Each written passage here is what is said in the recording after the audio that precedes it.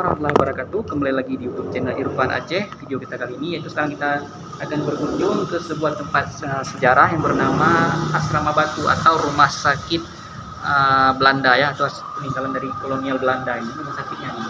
Terus sekarang lebih dikenal dengan nama Asrama Batu ya, yang berada di Kota Langsa. Jika penasaran, tonton video ini ya. Kita akan masuk ke dalam tempatnya.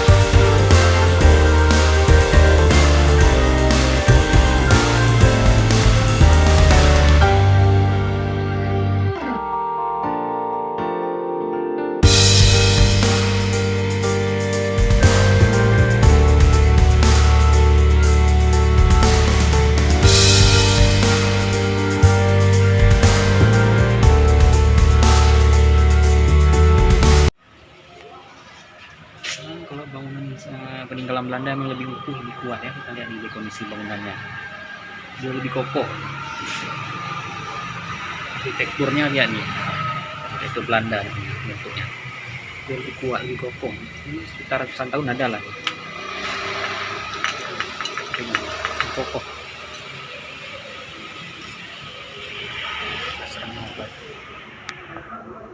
Kita udah berada di Asrama Batu, tepatnya di rumah sakit punya pemerintah kolonial Belanda ya. Ini sisa peninggalannya.